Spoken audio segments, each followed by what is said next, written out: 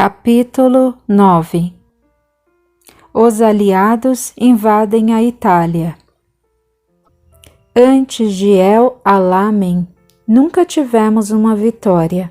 Depois de El Alamein, nunca tivemos uma derrota. A bem da verdade, nós, do outro lado de cá, temos uma visão bem diversa e não reconhecemos vencedores em uma disputa tão violenta. Mas em se tratando do desenrolar do conflito terreno, a frase de Winston Churchill foi profética. A raposa do deserto, como era conhecido Erwin Johannes Eugen Rommel, havia escapado de vários cercos preparados pelos aliados no norte da África.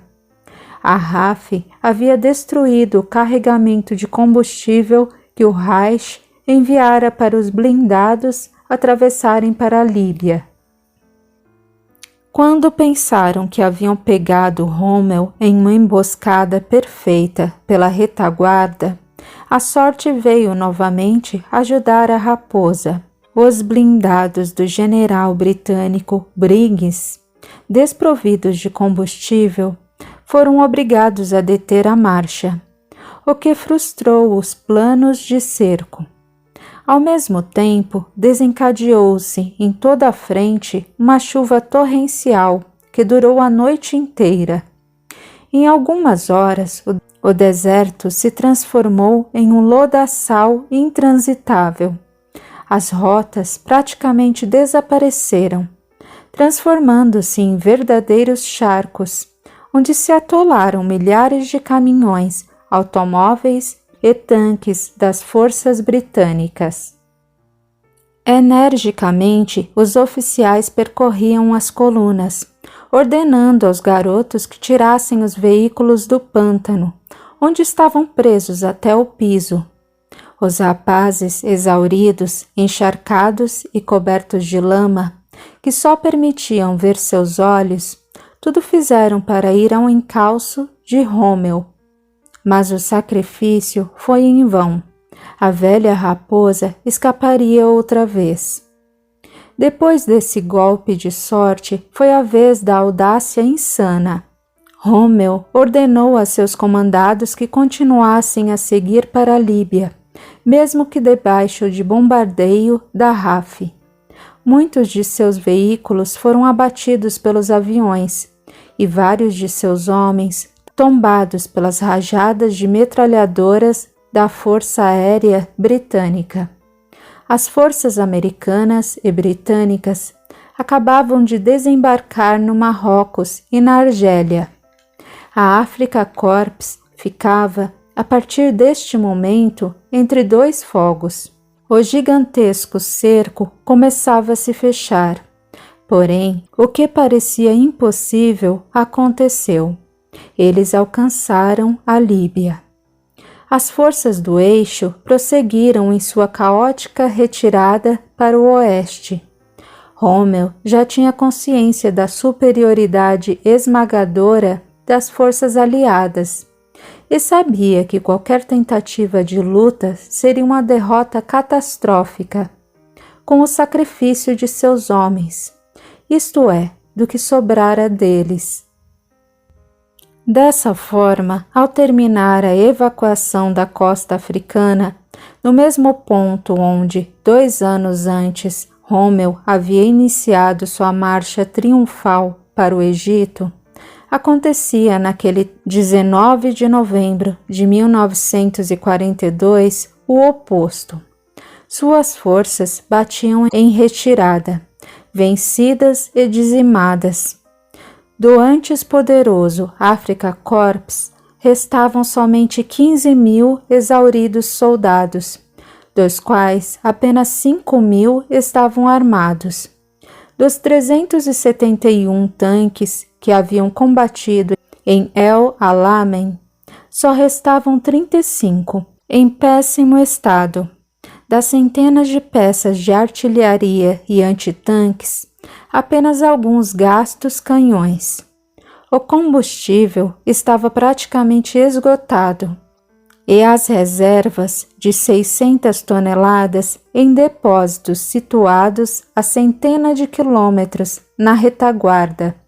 Ainda assim, depois de ter seu pedido de rendição negado pelo alto comando alemão, foram obrigados a tentar repelir o ataque aliado, em situação ilimitadamente desfavorável.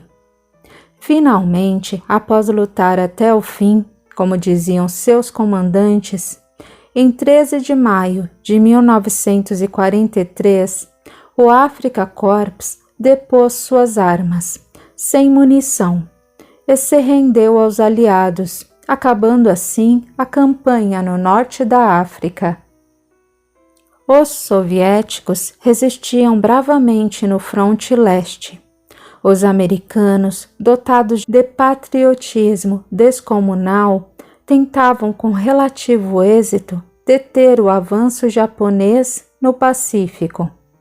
Com a África sob controle, os aliados voltaram sua atenção para o fronte oeste, mais precisamente a Itália.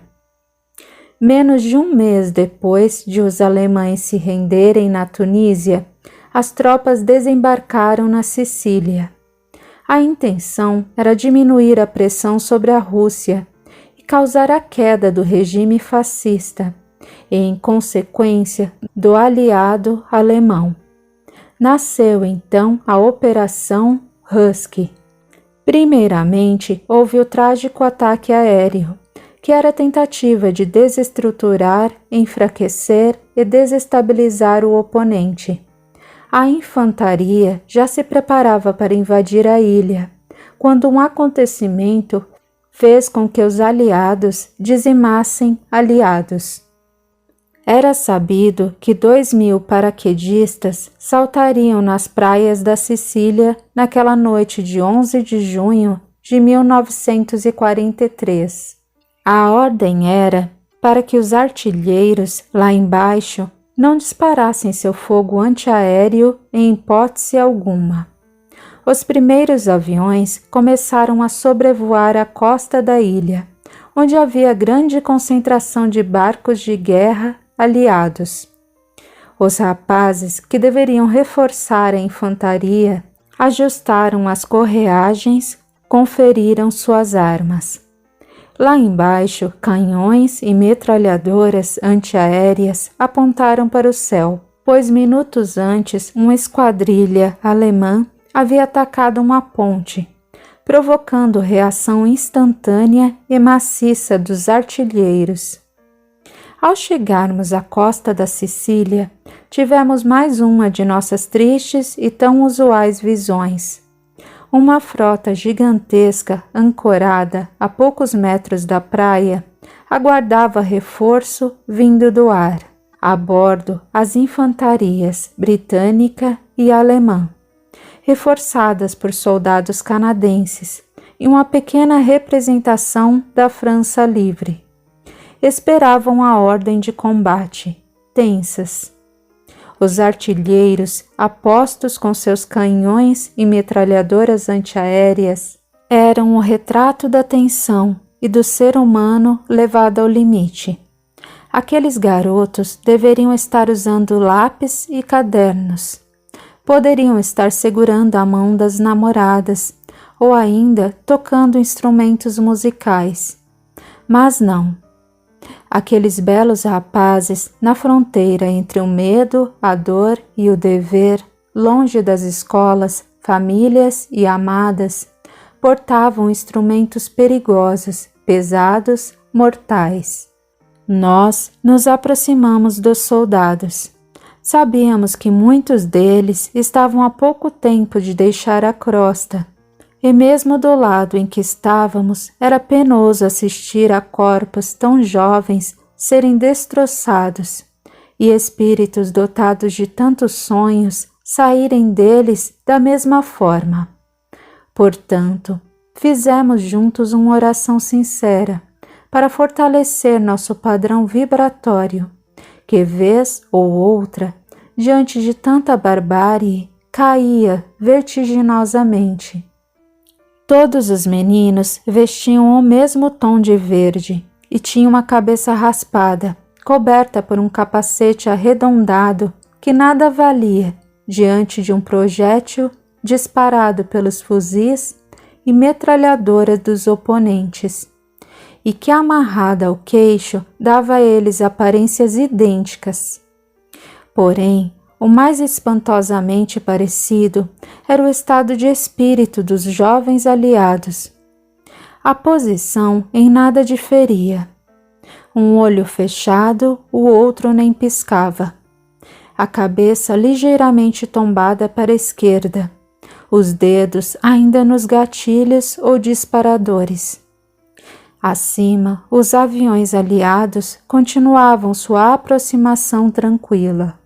De súbito, um artilheiro pensou ver um avião alemão e, desobedecendo a ordem, atirou.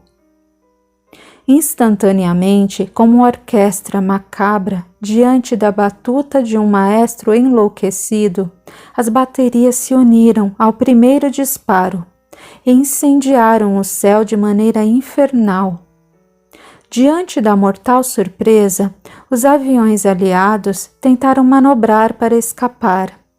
Alguns até conseguiram, outros voaram avariados para as praias, e ainda outros se precipitaram em chamas no mar. Assim, 23 aviões aliados foram destruídos pelos próprios aliados, bem como a quase totalidade dos pilotos e paraquedistas que viajavam neles. Em meio às trágicas consequências do ocorrido, recolhíamos os paraquedistas e pilotos que se precipitaram com suas aeronaves incandescentes no mar, cantando em inglês a canção de Saulo e Lina. Quando Nina, dileta enfermeira, tornou-se estática, percebi que a amiga estava recebendo vibrações de angústia e desespero de alguém a bordo de um barco. Nina, chamei sua atenção para mim. Volte à praia e ampare-o. Não o deixe cometer essa atrocidade contra si mesmo. Nicholas, o artilheiro que havia disparado o primeiro tiro, estava na iminência de se matar de remorso ao se dar conta do tamanho de seu erro. Posso deixar vocês? Claro, querida, faça tudo para manter Nicholas encarnado. Que Jesus a abençoe. Nina seguiu para a costa e continuamos o trabalho de resgate das tripulações dos aviões abatidos pelo oneroso fogo amigo, entre aspas, que matou a quase totalidade dos que caíram ao mar. Digo quase porque das águas do Golfo de Gela, o pescador Francesco Montagnoli, guiado e instruído por nossa amiga Isa, recolhia, quase inconsciente, o paraquedista americano Duane James Palmer, como constava em sua identificação. Com dificuldade, devido ao grande número de aparatos presos ao corpo do rapaz, ele, usando um canivete suíço, foi cortando as correagens e liberando o soldado de seus equipamentos, que naquele momento pareciam uma armadilha mortal, pesando toneladas. Ao perceber que estava sendo ajudado, Duane se entregou e perdeu os sentidos. Algumas horas depois, ele abriu os olhos e não reconheceu o ambiente. O som terrível dos campos de batalha vinha de longe. O que acontecera? Foram atacados pelos próprios compatriotas? Não entendia nada. Lembrava-se apenas que de repente presenciara o céu em combustão, como um inferno mitológico, e o barulho lhe feriu os ouvidos. Depois o mundo se tornou água. O peso de sua mochila o puxava cada vez mais para baixo. Atordoado, não sabia para qual direção deveria se projetar. e, na intenção de chegar à tona, nadava para o fundo do mar. Em dado momento, sentiu-se em meio a duas forças opostas. O peso de seu aparato de guerra o puxava para o fundo, e Francesco, agarrado ao tecido do paraquedas que boiava ao lado de seu barco, puxava-o para a superfície. Estava completamente asfixiado. Experimentou a maior felicidade de sua vida ao sentir o oxigênio em seus pulmões e, olhando para o velho italiano, entregou-se ao cansaço. A casa era simples e cheirava a peixe frito e molho de tomate. Seu estômago lhe avisou que não comia havia muito mais tempo que o recomendável. Aguçou os ouvidos. Estava acontecendo uma batalha atroz não muito longe. As portas e janelas da casa estavam veladas com panos pretos, para que os ocupantes se mantivessem invisíveis aos desumanos ataques aéreos. Uma voz de homem e uma de mulher confabulavam no aposento vizinho. Ele não entendia absolutamente nada de italiano, e aquele parecia ser um dialeto ainda mais estranho desse idioma. Levantou-se e seguiu o som das vozes. Trajavam a roupa exageradamente grande, que provavelmente pertencia ao dono da casa. Sentados à mesa tosca estavam Francesco, o homem de mais de 60 anos e muitos quilos acima do ideal que o havia tirado da água, e uma bela moça de não mais de 20, de cabelos pretos e pele dourada pelo sol. Eles pararam a conversa abruptamente ao vê-lo entrar na modesta cozinha. O soldado arriscou um hello acanhado e não teve resposta. Com mão trêmula, acenou aos dois e foi agraciado pelo mesmo gesto e um sorriso da bela signorina. A moça apontou a cadeira ao lado e ele sentou, silencioso. À sua frente, ela colocou um pedaço de peixe frito, algo que parecia uma massa de pizza sem recheio, e um pequeno cálice com vinho branco, que ele devorou em segundos. Diante de um thank you very much, ele respondeu um tímido de niente. Por favor, diga algo em inglês, qualquer coisa. Ele gesticulava, alucinado. Amor, pai, mãe, garoto, garota, obrigado, por favor, água, amigo, livro, avô, desculpe, mar, céu, Deus. Ele sorriu. Aquelas palavras vinham de vocabulário italiano e inglês que a moça aprendera nos poucos filmes americanos aos quais assistira no cinema da cidade mais próxima. Percebendo que ela poderia compreendê-lo, o soldado disse pausadamente: Muito obrigado a vocês, eu estou vivo. Por favor, água? A moça colocou um copo com água à frente dele, pôs a mão no ombro do avô e disse: Francesco. Depois, com a mão no peito, informou o próprio nome: Vitória. Ele tocou o próprio peito e respondeu: Duane, amigo. A garota o abraçou. Ao enlaçá-la pela cintura, ele notou estranhas protuberâncias na região das costelas. Só então percebeu que, apesar de muito bela, a moça era estranhamente magra. Recebeu também o abraço obeso do avô de Vitória e se sentiu seguro. Pelos ruídos de metralhadoras, sabia que o fronte não estava tão longe dali. Mas na época em que viviam, alguns metros em território ocupado pela Alemanha eram de alta periculosidade para um soldado aliado. Também sabia que os aviões haviam sido atacados por um fogo poderoso. Italianos, salvo Vittoria e o avô, eram inimigos. Não poderia simplesmente sair em busca do exército aliado. Nada conhecia ali. A solução, agora, era contar com a hospitalidade dos novos amigos, até a Sicília ser ocupada e deixar de ser território hostil para americanos. Eles trocaram boas noites em inglês e italiano e procuraram conciliar o sono. O barulho do campo de batalha e dos aviões em seus voos rasantes não incomodavam nenhum dos três. Em contrapartida, a tosse constante e rebelde de Vittoria fez Francesco se levantar por diversas vezes. Duane desejou fazer algo, mas além da barreira do idioma, ainda existia o fato de que ele nada sabia fazer para acalmar uma tosse.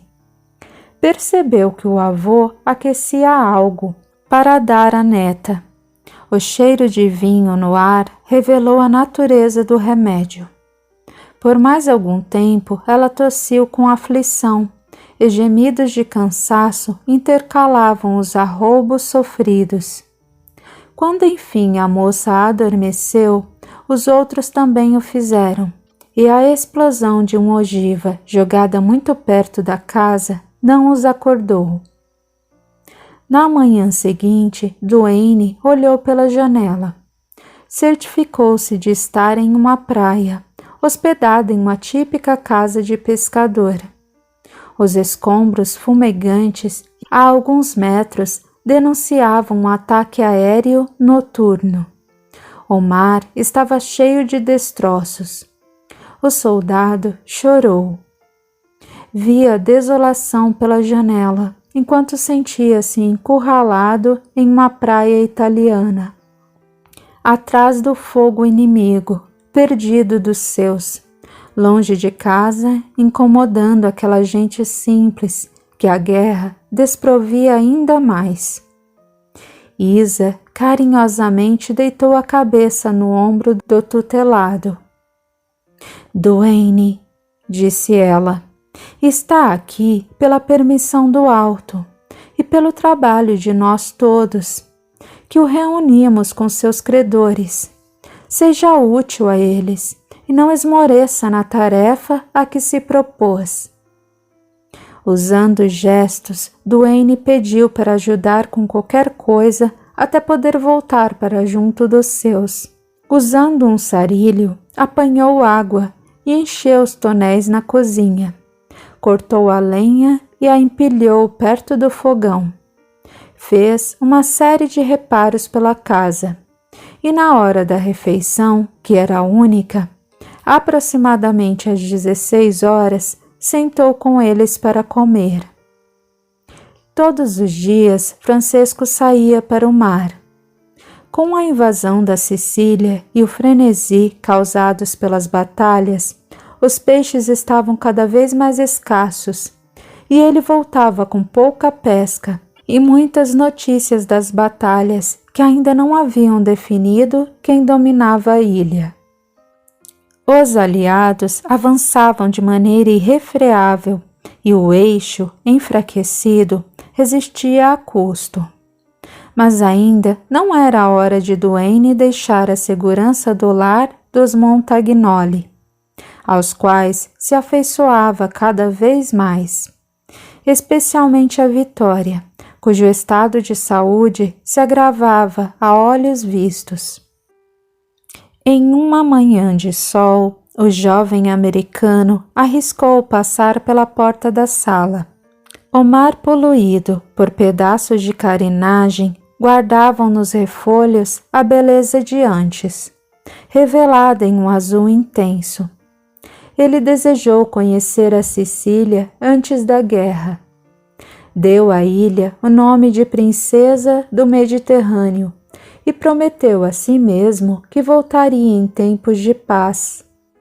Foi quando o ruído de um estuca fez o rapaz correr para dentro da casa, que que se encontrava excepcionalmente silenciosa. Sabia que Francesco saía cedo em busca de comida e notícias, mas e quanto a Vitória? Realmente não vira a moça nesse dia. Bateu de leve na porta do quarto em frente ao seu e não obteve resposta. Não sabia o que fazer. A comunicação era um obstáculo quase intransponível.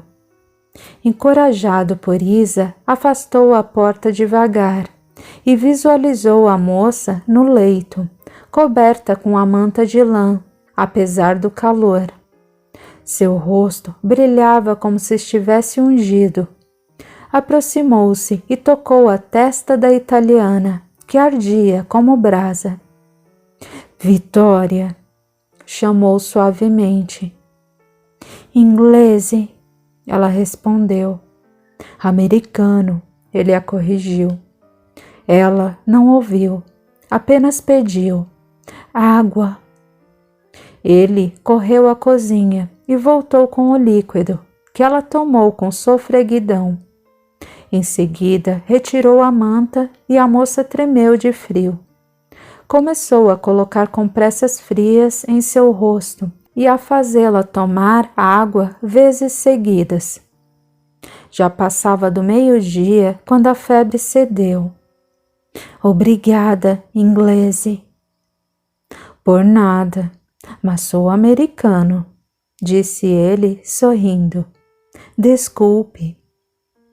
Precisa de um médico. Ela sinalizou que não possuíam nenhum dinheiro, mas que ficasse tranquilo, pois a doença não tinha cura. Duane passou todo o dia cuidando da garota, que sentia dores atrozes no ombro e falta de ar, quando ele abria a janela e abanava o rosto pálido com uma tampa de panela. Quando Francesco chegou, ela o abraçou e disse em seu ouvido: Está acabando, vovô, está acabando. O velho chorou sentido. Já esperava aquilo, mas ainda assim sentia uma tremenda dor no peito diante da separação que se anunciava. A bambina morre, inglese. O rapaz desistiu de impor sua nacionalidade, chorou junto ao pescador. A noite chegava tristonha, diante do quadro que se desenrolava, as janelas veladas, o ruído terrível de disparos e explosões e os aviões quais aves de rapina à espreita da garota em agonia ao leito de morte. De repente, ela abriu os olhos e disse com voz pausada, olhando para Duane: Inglese, salve-me. Sentindo-se totalmente impotente, o rapaz deixou o quarto da doente e encaminhou-se ao seu. Encostou-se no travesseiro sem esperança de conciliar o sono. Contudo, adormeceu pesadamente. Duane, Isa chamou por ele. Não percamos mais tempo. Vitória está à beira da morte e agora só você poderá salvá-la. Ela sofre de um derrame pleural, derivado de uma anomalia que traz de seu passado remoto, desencadeado por uma pneumonia mal curada. Fala inglês? Quem é você? O que eu posso fazer por Vitória? Sim, eu falo inglês. Meu nome é Isa. Estou aqui para ajudá-lo a salvar a bambina. Inesperadamente, Duane se viu sobre o golfo de Gela, no lugar exato onde havia caído dias atrás, e sem saber como conseguia ver, no fundo do mar, seus instrumentos de guerra. Meus apetrechos, minha mochila. Sim, não estão em uma profundidade que o impeça de resgatá-los. Você precisa mergulhar até lá e trazer a mochila de volta. Não há necessidade. Assim que voltar ao fronte, eu vou receber outro equipamento novo. Não se trata de seu equipamento, e sim da obra-prima de Alexander Fleming. Duane, você tem a cura para a Vitória dentro daquela mochila. Penicilina? Sim, Benedetto Bolor. Mas não é para ferimentos que se usa penicilina?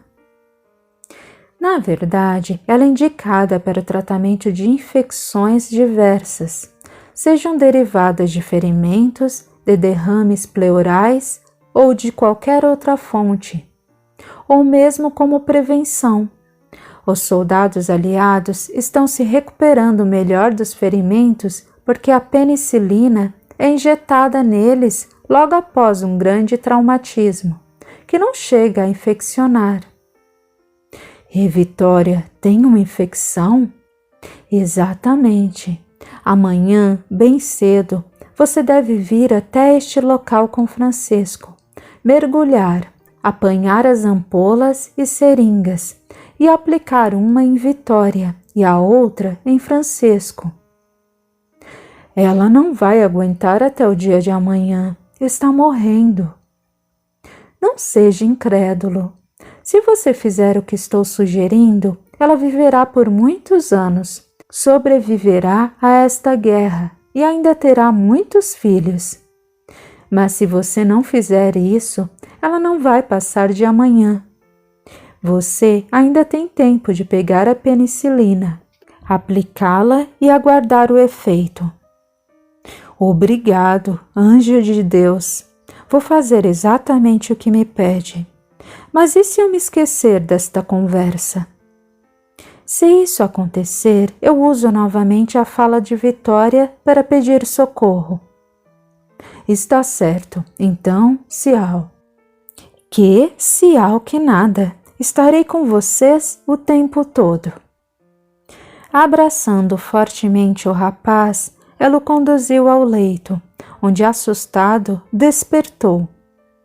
Não houve necessidade de Isa falar outra vez por Vitória. Duane lembrou-se imediatamente das 2 ampolas de penicilina no fundo do mar. Lembrou-se dos soldados ardendo em febre e da melhora após a aplicação do remédio. E diante do fato de que Vitória estava para morrer, a tentativa não poderia fazer nenhum mal. Foi com esforço hercúleo que o americano se fez entender pelo velho italiano. Gesticulou, fez mímicas de barco, avião, queda e afogamento, e representou o próprio resgate pelas mãos de Francisco. Depois representou a mochila, a injeção e, apontando a moribunda, fez sinal de positivo. Em silêncio, foram até onde o barco estava amarrado e partiram. Com a segurança de um velho lobo do mar, Francisco parou e apontou o indicador para o local exato de onde havia retirado o soldado, quase sem vida. Quando Duane se preparava para mergulhar, o pescador segurou seu braço. Retirou do próprio pescoço uma medalha que de um lado tinha talhada a imagem de São Pedro e do outro Nossa Senhora da Boa Viagem, os padroeiros dos pescadores, e colocou-o no pescoço do rapaz. Mesmo não partilhando da crença católica do amigo, agradeceu e pulou rumo ao desconhecido, tendo a seu lado Isa a orientar seu rumo. Duane não ousaria dizer que não sentiu medo. O mundo subaquático, em câmera lenta, ia ficando a cada segundo mais escuro e inóspito. Mas a imagem da moça febril dava a ele uma coragem incomum, e ele nadava rumo ao inescrutável, que o altruísmo e o passado delituoso o impeliam a examinar. Seus pulmões ardiam como se uma sonda incandescente lhe penetrasse o nariz e chegasse até os brônquios, espalhando fogo nos órgãos comprimidos. Ele alcançou a mochila e tomou de dentro dela um pequeno kit de primeiros socorros. Quase a desmaiar, iniciou sua ascensão à superfície. Isa, ao lado do protegido, transmitia a ele energias para a subida, que ajudou a impulsionar.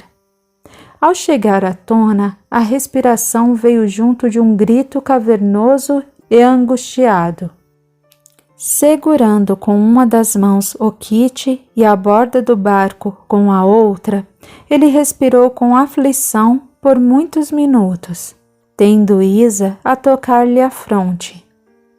Ao acalmar o organismo, que gritava por oxigênio, ele mirou o rosto de Francesco. Seu olhar era uma interrogação. "Parla, inglese!" "Americano", Duane disse, sorrindo e fazendo que sim com um gesto de cabeça, enquanto mostrava a pequena nécessaire, branca, adornada com uma cruz vermelha. Abraçados, eles sorriram, gargalharam e voltaram rapidamente para casa. Vitória nem mesmo sentiu a picada da agulha, que Duane optou por aplicar em sua coxa devido à magreza da moça. Enquanto o dia cedia lugar à noite e os roncos infernais da guerra se propagavam com mais clareza, a febre ia passando. Na manhã seguinte, a paciente estava lúcida e tomou de jejum. Alguns dias depois, disse que apenas o local da injeção continuava dolorido. Nesse dia, Francesco tomou sua própria dose de penicilina para assegurar-se de que não teria a mesma moléstia da neta. No meio do dia, Vitória ainda estava abatida, mas na cozinha, fazendo massa. Sorriu quando viu o soldado, que voltava segurando uma ave abatida pelos pés. "Bom dia, amigo inglês. Obrigada, de coração." Bateu no peito. "Vou fazer massa e molho hoje." "Gosto muito de massa, mas..." disse, fazendo expressão de criança birrenta. "Eu sou americano." Abraçou a moça, que sorria, e depositou um beijo no alto da cabeça dela. Em tempos de guerra, massa com molho e uma ave assada era um verdadeiro banquete, que eles comeram em êxtase. Mas ao fim da refeição, Francesco disse, escondendo o rosto com a mão calejada para ocultar as lágrimas: "A Sicília caiu. Se quiser, já pode partir, inglês." O silêncio reinou na mesa. Os três gostariam de falar do sentimento de carinho que nascera daquela amizade relâmpago, mas não se entendiam bem o suficiente. E se todos os idiomas completos não são capazes de expressar sentimentos, o que dizer de algumas poucas palavras de um deles? "Eu sou americano", avô e neta disseram em coro. O soldado entrou abatido no quarto que usara por quase um mês, e sentado na cama simples e limpa, ficou a cismar por muito tempo, olhando o céu azul e ouvindo a música do mar. Leves batidas na porta o trouxeram de volta à realidade. Ao abri-la, deparou-se com a cena que nunca mais esqueceria. Vitória trazia sobre as duas mãos, espalmadas como se fossem uma bandeja, seu uniforme do exército americano. A farda, da qual nem se lembrava por julgar perdida, havia sido lavada e passada com extremo cuidado, e os coturnos e capacete estavam perfeitamente limpos e brilhantes nas mãos de Francesco. Nesse momento, ele desejou desertar e ficar para sempre com os novos amigos, mas sabia que seu dever o chamava no fronte. Isa carinhosamente o envolveu em energias benéficas, no afã de dar-lhe forças para despedir-se daqueles que, a despeito de acreditar conhecia havia pouco menos de um mês, eram velhos conhecidos. Depois de vestido, recebeu o abraço silencioso de adeus dos italianos, profundamente gratos. Ele ganhou a areia da praia sem olhar para trás, mas ao ouvir a voz de Vitória, voltou-se. Ao fim da guerra, venha nos visitar, inglese. Desta vez ele gargalhou. Eu volto, mas sou americano, Dio santo. Os cabelos de Vitória ao vento seriam a lembrança que ele não perderia nem no plano do espírito. O salto espetacular que a moça deu em seu pescoço nem ao menos abalou seu equilíbrio. Girando-a no ar, tirou dela gargalhadas misturadas a lágrimas de saudade antecipada. Abraçados, avô e neta viram a silhueta do soldado desaparecer no horizonte.